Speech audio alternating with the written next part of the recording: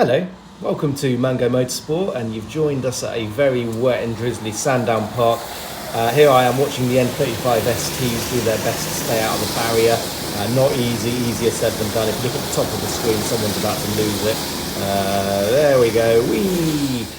All good news though, because the Watsits have turned up with Aidan Fallon. They are delicious. I was eating loads of those before the first heat. Let's see if that nutrition has paid off. We're starting down in P7 for Heat 1, so let's see what we can do. Nick Fallon on pole, then we've got Bobby Ray right behind him. I think that's Flame on the left-hand side. Matt Bolton and Alex Tucker ahead of us. Alex Tucker goes for the move up the inside, and he makes great progress, and he actually creates a beautiful little gap for us to go up as well. We get some great traction on the inside of the exit. Alex comes back at us, and we have to settle into P3, conservative into turn 3, and fortunately for me, everyone behind on their best behaviour as well. And then we're going to surprise Alex.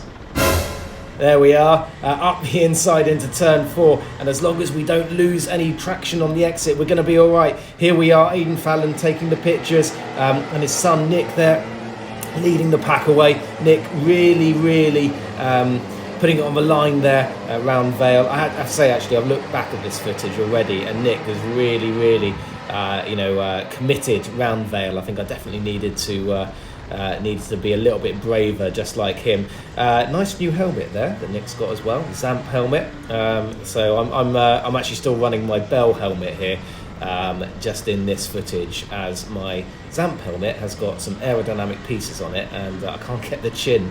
Welcome back, the chin strap working. Welcome back to my chin, by the way. It's good to see you there. Good to see you with my hands in view. I like this view. The Club 100 being an FIA related, it's Motorsport UK regulated series, excuse me, it forbids you from putting any camera on your helmet.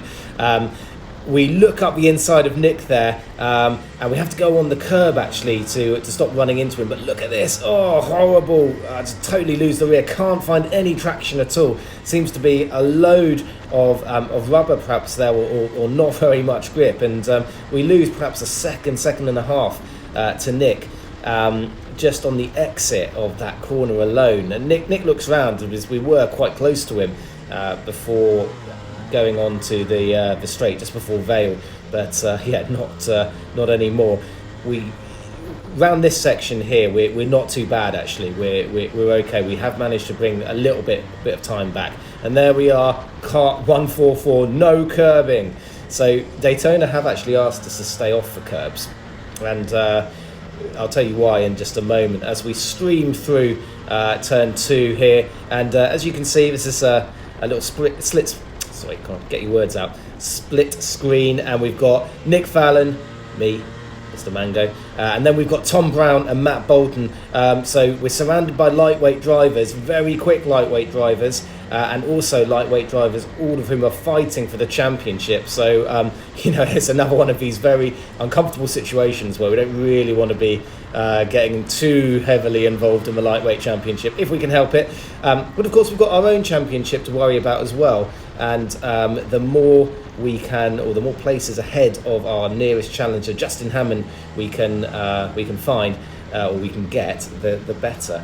So just following Nick round here, I was going to say to you a moment ago, Daytona have fitted some new brakes to the karts, and these brakes are slightly bigger. The brake discs are bigger, and that's going to mean better stopping power, less fade.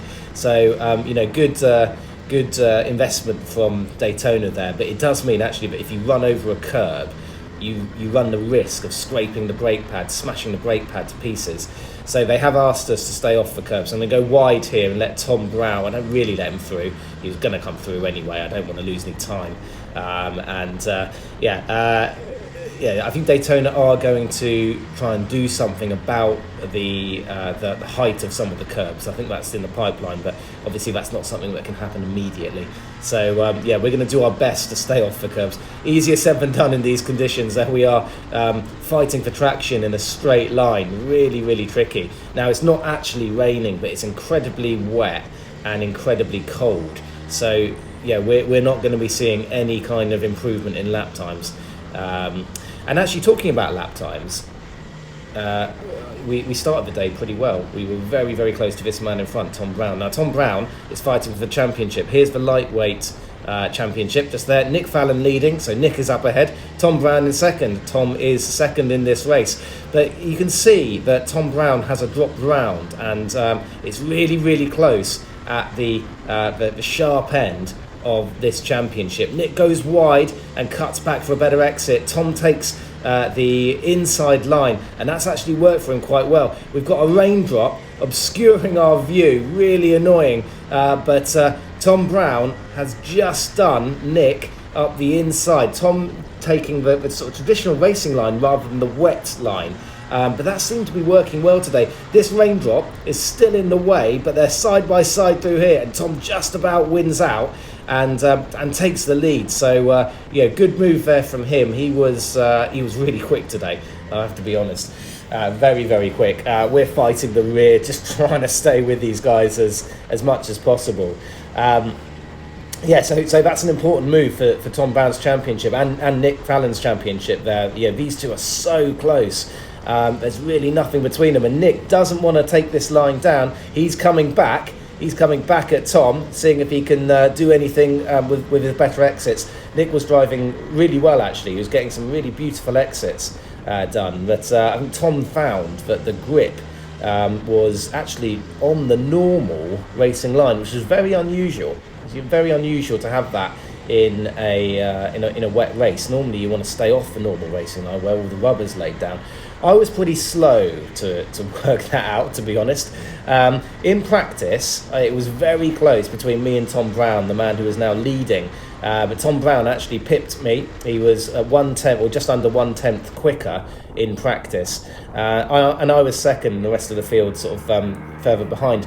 By the final, I don't know what happened. I don't know whether it was my pace that dropped off or everyone else suddenly found the right place to be on track. But by the final, I was way slower than these boys. I don't know what happened. I'm trying to look at the footage as well to work it out. But it's not the first time this has happened with me, actually. I don't know if it's a bit of race fitness and or lack of concentration, but I do seem to be sort of the pace dropping off a little bit in these championship races. Funny thing is that at Club 100 it seems to get faster throughout the day, so yeah, don't really know why that is. If anyone wants to make some wild suggestions as to why that might be, please feel free to drop a comment in the comment section. Now on to the heavyweight championship. You can see that the last round for me went pretty well, so I've now pulled out a reasonable gap over Justin Hammond and Alex Tucker in second and third place. Round 5 was a decent return on investment there. A few of the lightweights tripped over themselves. This rain droplet's back, isn't it? Mugging me off. Out the way, please, rain droplet. Yeah, I had a pretty decent sort of a day in round 5. I was able to sort of keep pace pretty much with the lightweights, and then when they tripped over each other, I was there to take advantage. Kart 144 has been on the curb again. That's me. Sorry, Daytona. I will endeavour not to do that. I think it was round the edge of Vale, actually. I just put a wheel on the curb. Certainly nowhere near putting the disc brake on the curb. But who's that? That's behind me is Matt Bolton. Now I don't know what it is about this layout, but it seems to promote an epic battle between myself and Matt Bolton. It always seems to be the case. No idea why, but he's right behind us. He's lurking there again, and it looks like I'm just sort of driving around following the two in front. But actually, from my seat, I was pretty worried, pretty concerned about old Matty B behind. It's not absolutely vital. I'm not going to have an accident in order to keep him behind, like Ayrton Senna or whoever you want to replace Ayrton Senna with, maybe a more modern example. But it is going to help my championship the further up I finish, because you get points overall for where you finish in the heat. So it doesn't matter that the two in front are lightweights and I'm a heavyweight. I'll get the points for P3 in this race, not P1 in class. So if I can do something about Matt Bolton and keep him behind, that would be great. He's on our outside. There, you might have just seen him sticking his nose up the inside. Now, if we look to the left, the crowd are going wild. We're side by side. They're absolutely side by side here. I'll just leave him enough room, and we're still side by side. And watch this. Oh, he just gets amazing traction in that part of the track. I was full throttle and spinning up the rears, but he just took off there like a scolded cat. Very irritatingly, as we turn the final corner, that was the last lap. So he's very happy. I'm absolutely furious. I'm going to give him the thumbs up there. It's a nice little race, good race, but I'm absolutely fuming. No, I'm only joking. Well done, Matt. Pleased for you. Now, we're starting Heat 2, P3, behind our championship rival, Justin Hammond. Tom Brown on our left-hand side here goes for the move straight away up the inside. Now, there's more grip up the inside there, and we're able to take advantage of that as well. And Justin's still on our left-hand side, just out of shot, but by virtue of getting the kart straight sooner, we're able to get on the power sooner. Tom goes conservative and defensive into turn 3, but actually you can't really see it on the camera, but there's a lot of positive camber into turn 3, so he actually gets held round. Now we get some good traction here. He sees us, he goes defensive. We're going to go around the outside, see if we can square the corner off for a better exit, and we are just gapping him there a little bit, but not quite enough. He leaves a space on the left hand side there, very gentlemanly, but we weren't actually quite far enough alongside to take any kind of advantage of that. And the race is just going to begin to settle down a little bit now. It's so easy in these conditions to make a terrible move. Just moving it on towards the end of the next lap now. Some more outboard shots a la Aidan Fallon. There we are, following Tom on lap 2. And here is Matt Bolton putting a move on Mark Hensler. That's a move for position in the lightweight battle. You can see Alex Tucker there, followed by Billy Ray. Lots of battling, and we're now on the penultimate lap, and there is Matt Bolton again. He's all over us again. We're going to try and hold it around the outside, see if we can make things work a little bit better for us than next time. Just leave him in just enough space on the right hand side there. He's still with us. You can see he's there, and he's up the inside, and he's done us. So again, frustrating. We know it's the dying moments of this heat, so let's see if we can do anything about it. I moved it forward because basically nothing happened in the rest of Heat 2 other than this great battle in the final couple of laps. Now I'll go slightly faster in to turn 1, just give him a little nudge there, just to let him know that I'm there, a little kiss on the rear bumper, but you can't, that would be a bump and pass if I'd passed him there. So he has the inside line, he goes back through, didn't want to capitalise on contact.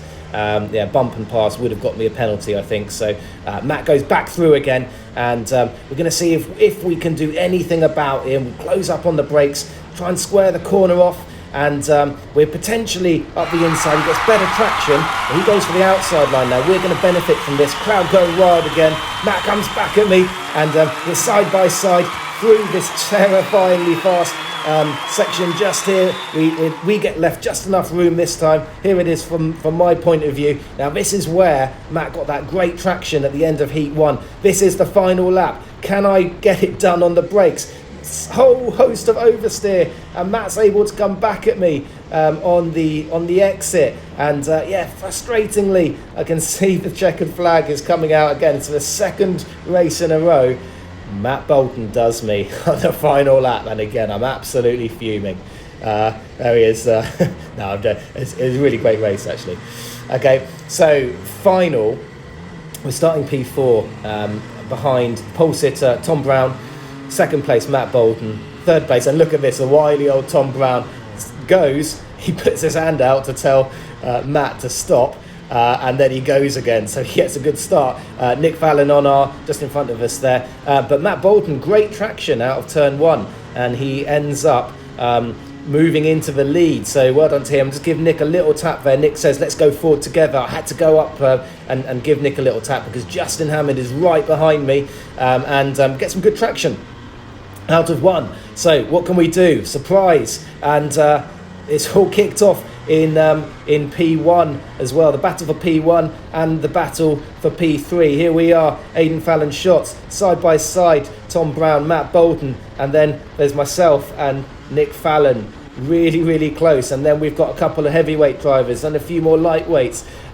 Really, really close battling. And I have to say, the standard of driving in these conditions was really, really good today. Yeah, these are probably some of the most difficult conditions you're likely to experience. You don't know what the track is doing in terms of its evolution. The track evolution is a bit of a mystery because it's not raining. But it's, and there we are. We've just gone in very, very hot into turn 1. Nick's going to be on our outside. We don't get enough grip there. We just touch Nick, and we've played around with him long enough now. I think he's he is faster. We need to let him go and see if he can chase down the guys ahead.